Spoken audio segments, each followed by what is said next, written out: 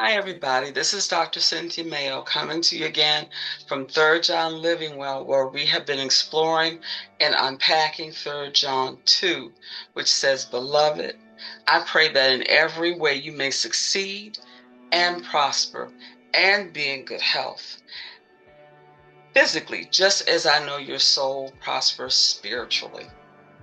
And so we've been talking about the various ways that you prosper, and my disclaimer, as usual, is I'm not teaching or talking against financial prosperity. We know that is an essential part of our earthly life, as we have bills, tuition, kids, cars, all these necessities, these things that we need on a daily basis, and money answers those things. But what I'm talking about is trying to help you go beyond just that car, that high-end car, that expensive house, and just having a lot of money, because you limit the scope of prosperity. He says, in every way that you may succeed and prosper. So we should be able to succeed in our businesses, prosper in our relationships, our family, our occupations. So we want to get beyond just that one thing. I think we've been I'm going to say, just brainwashed about, money, money, money, money, money. And I'm not saying we don't need it. You don't have money, you don't have a house, you don't have a car, can't pay your bills if you do have a place to live.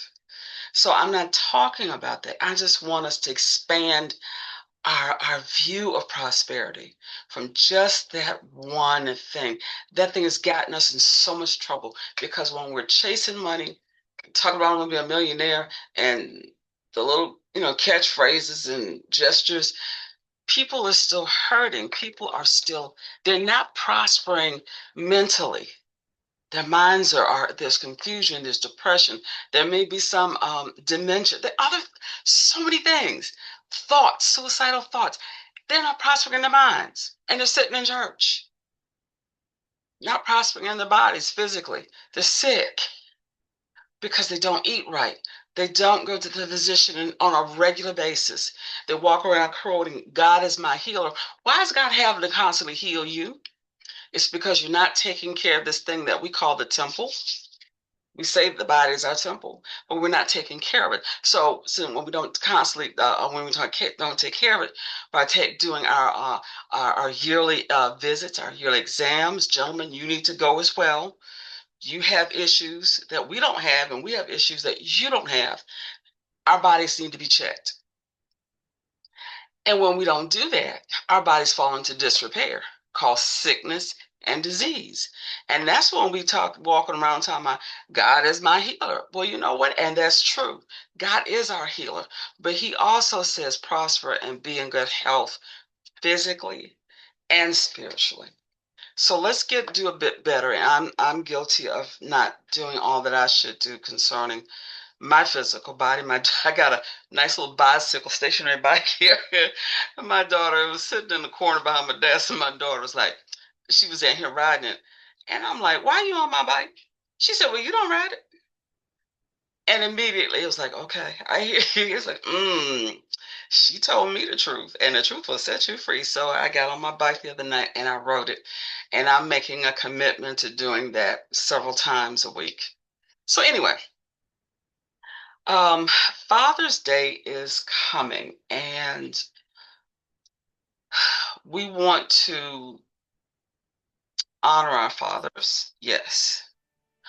But I wanted to talk about an article that a friend of mine posted on Facebook this morning, and I thought it was a powerful article. And it said, men cry differently. And I don't know why God has me to observe a lot about men. And some men would say, oh, you're a woman, you don't know nothing about a man.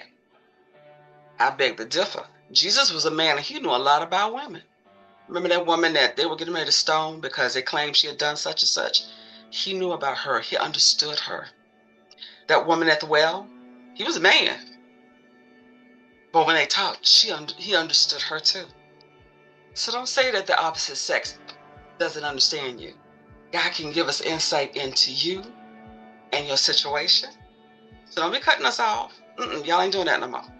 Anyway, the article that she posted, again, is called Men Cry Differently. It had such an impact with me when I read it because it covered the things that I often talk about. How men have these little boys inside of them that have been wounded by their fathers. They've not heard their father say, I love you. Their father didn't hug them. Their father didn't attend their events. Maybe they were in athletics or in band or something. Their fathers never attended anything. All they did was work and pay bills. They never spent time with them. They never went places together. They never went fishing. They never went to the movies. You know, and these are things that they carry for years. And as they get older, that hurt gets worse. Sometimes they find themselves repeating the same patterns that their fathers did, and they don't know why.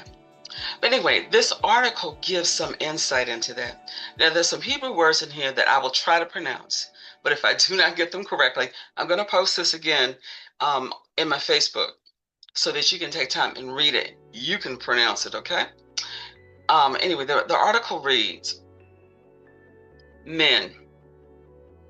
We often find ourselves as men unwilling to admit that the little boy in you was hurt. Hurt by what was said or what was done out of ignorance. You've been holding on to it for quite some time. Holding in all that unprocessed pain. I like that. Unprocessed pain is not good and will be experienced in ways that are not supposed to be your normal character. And the writer says, over the years, you learned to live with it and to cover it up because you started helping your wife and your children grow, making sure they were good. Now they are in a good place.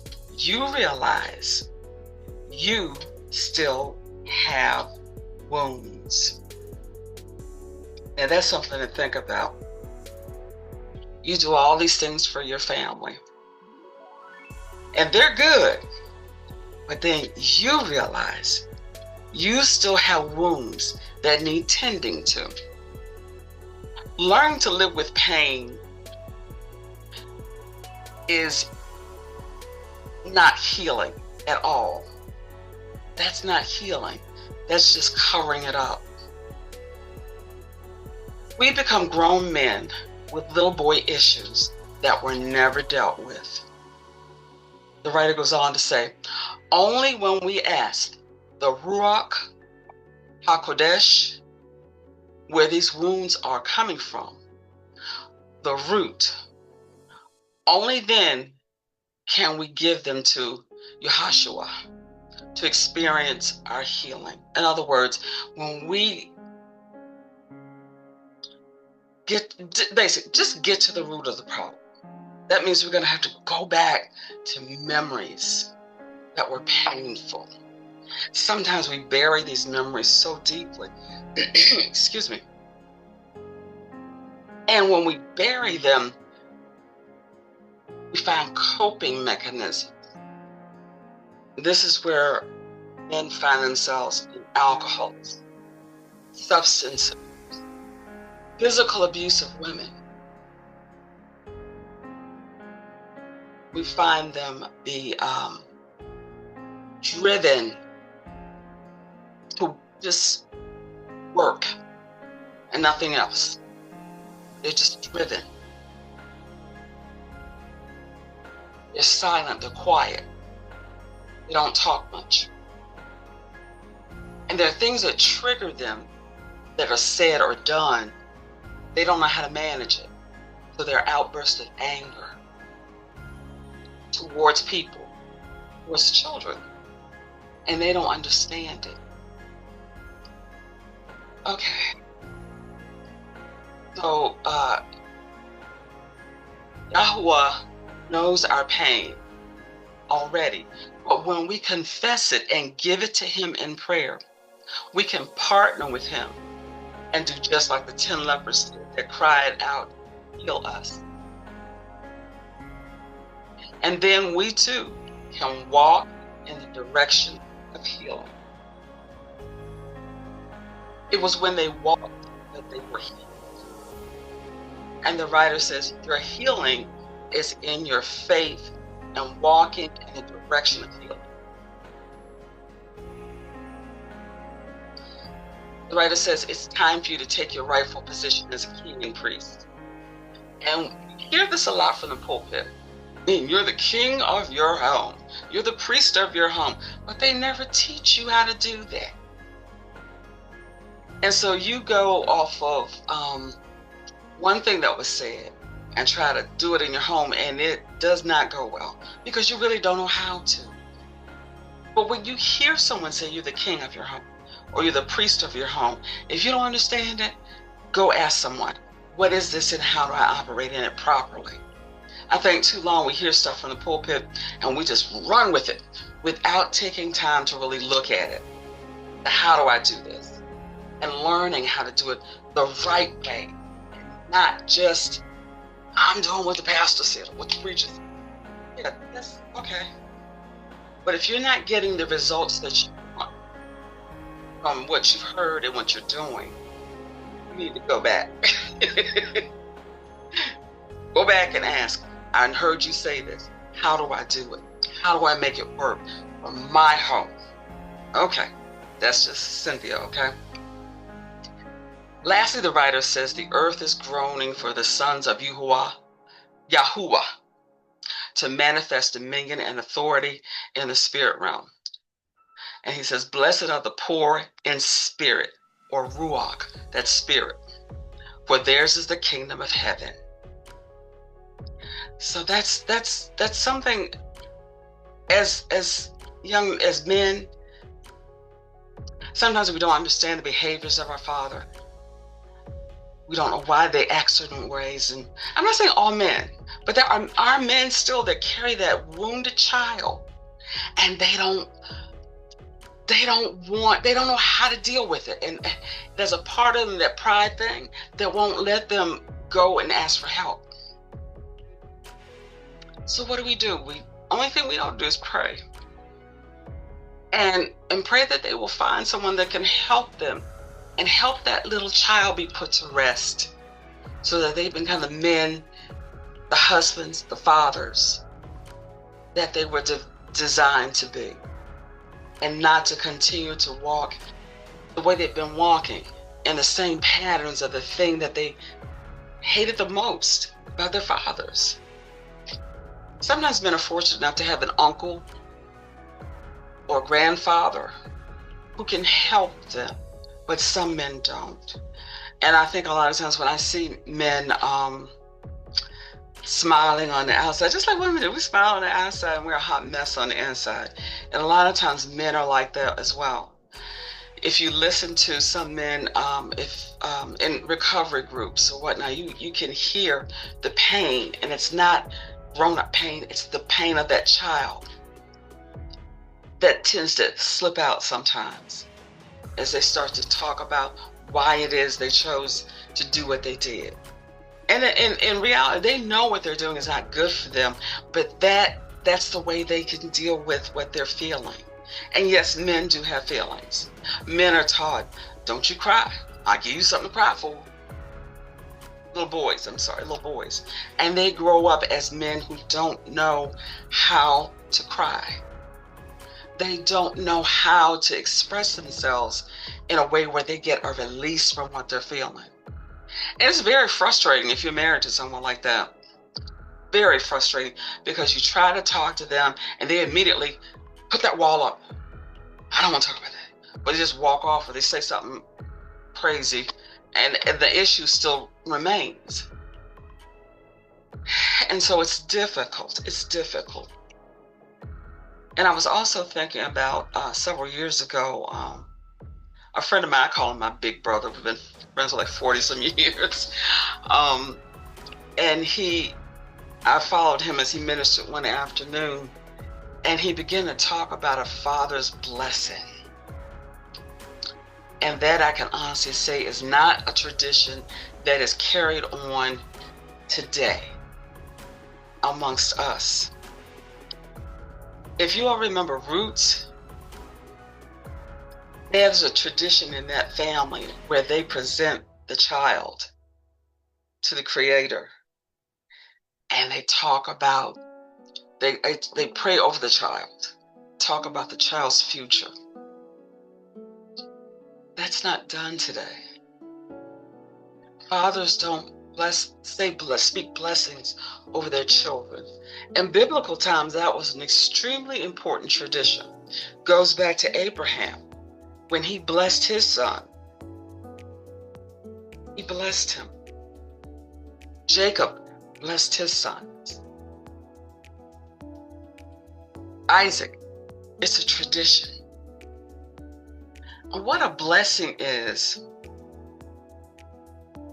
you're speaking over your offspring what you desire for them to have. You prophesy over your offspring the path that they should take and how the outcome will be. The Old Testament blessing were words of encouragement, detail regarding each son's inheritance, and prophetic words concerning the future. And in Numbers 6:23 through 27, it reads like this. And the Lord spake to Moses, saying, speak to Aaron and his sons, saying, on this wise, or in this way, you shall bless the children of Israel, saying unto them this, the Lord bless thee and keep thee. The Lord make his face to shine upon thee and be gracious unto thee. The Lord lift up his countenance upon thee and give thee peace. That's the priestly blessing that Aaron and his sons spoke over the children of Israel. And if you don't know how to speak a blessing over your children, take this. I will post it as well. And speak this blessing over your children. You know, on Father's Day, there's a tradition that we give to the Father. The greatest thing that could happen on Father's Day is that you would lay your hands, fathers, lay your hands on your sons and your daughters and your grandchildren and speak this blessing over them. I promise you they will be different. I wish I had a father that would speak a blessing over me. But what happened in my life was the Lord put men of God, strong men of God, to watch over me. And they would often speak blessings over me. And I'm grateful for that. Those blessings that they spoke helped me to heal and to grow. So it's important, not just for men, but for young ladies as well. Fathers, bless your daughters. Speak over them what you desire for them to have in their life. And in return, ask God, if you've not had someone, a man in your life, a male, a true man of God, to speak a blessing over you because your father didn't, ask someone of the older men in your church, would you speak a blessing over me? I'll never forget my brother, my big brother, I call him my big brother. He did that in this service. He asked people that felt distant from their fathers, that had been wounded, had been hurt, that had that inner child, that had not had that blessing, to come to the altar. And what I observed was such deep groaning and weeping, men and women, at that altar. And their fathers they were church leaders, but they never spoke a blessing over their children. And my brother, my big brother, he just prayed and prayed. He himself wept.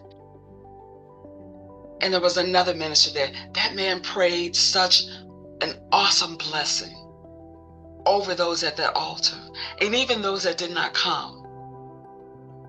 And there was such a weeping, just tears just pouring, just streaming. And such a release. Were so many of those at that altar. It was a powerful thing to see. And even pastors today, I'm not a pastor, y'all, and I know some of y'all might not like when I say something about what pastors should do, but God can speak for anybody. So here I go. On Sunday morning, what's today, Friday? On Sunday morning, how about you call the men and the young men and the boys to the altar, and you speak a Father's blessing over them? You would be surprised at the release and the healing that would take place. This is something else. I can't let this go by. My big brother, he apologized to all the women and the men that had been deeply hurt, that felt neglected, that had not felt the love from their father. And he apologized for those men. That, you know how powerful that was? That had a profound effect on many of those men and women that were at the altar. So, pastors, would you consider doing this? Speaking a blessing over the males in your congregation, allowing them to begin to experience a sense of healing so that they can be whole with nothing missing. That they would experience, most of all, the love of God Himself, because He's our Heavenly Father. Pray this for them. And don't just do it one time. Teach your altar workers as well to be mindful that the people that come to the altar with one thing, the root cause may be relationship with the father or the mother. So be mindful, the root cause of things. And we're really good as church people. We're the best people at covering stuff up and wearing a mask and just smiling. And I will say this as well. If you are a man and you really are struggling with that male relationship, can I encourage you to seek counseling with one of the male ministers at your church? Ask the Lord to lead you to the right person. Most importantly, ask Him to lead you to the right person that will be able to walk with you and talk with you.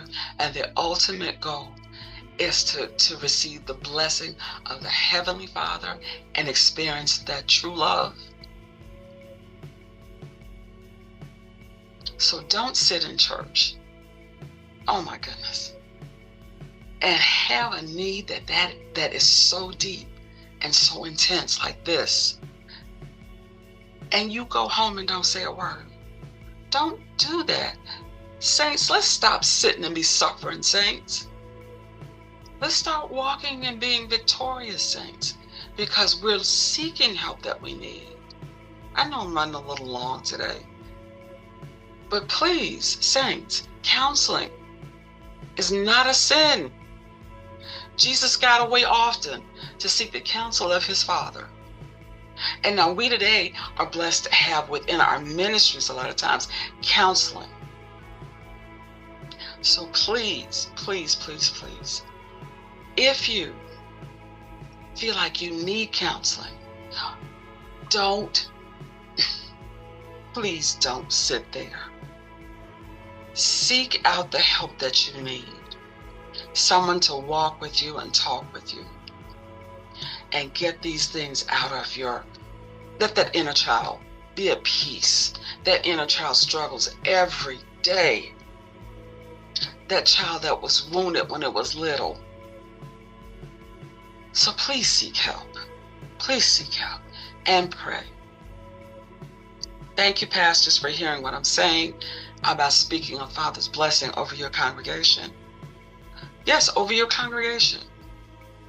but especially the men, because they're the least likely to cry. They're the least likely to seek help. And then they got this pride thing. So that's all I have for today. It's taken me a long time to get back to you guys because I've been struggling with, God, what do I want to say? What would you have me to say? And I don't want to just come on every week and just give you baby food. I want to be able to come on and give you something that makes you think. If you only see me once a month and I come at you for 30 minutes, it's going to be worth your while. Rather than have me come on every week and I'm just like giving you just a little bit of, oh, this is nice. The times that we're living in, men, you need to be delivered. You need to be healed. You need to be set free. Ladies, you as well, because we got a work to do. We got a work to do. And we want you to be prospering and being in good health, even as your soul prospers. Come on, y'all. We got to get this thing together. And I'm preaching to myself. I ain't just talking to you. I'm preaching to myself. You know, Miss Thing ain't got it all together. Miss Thing need a whole lot of prayer too. Dr. Mayo needs help. And I ask for it. I ask for help all the time. So anyway, that's all I have. I will post the article that I talked about. I'll include that. But please, as always, like, and don't just like, share, don't just share, leave comments. I want to hear how this is provoking new thought in you, how this maybe has irritated you. I want to hear from you. Not everybody likes what I say. They ain't like what Jesus said either, but that's okay. Because somebody out there needs to hear what it is that God gives me to say.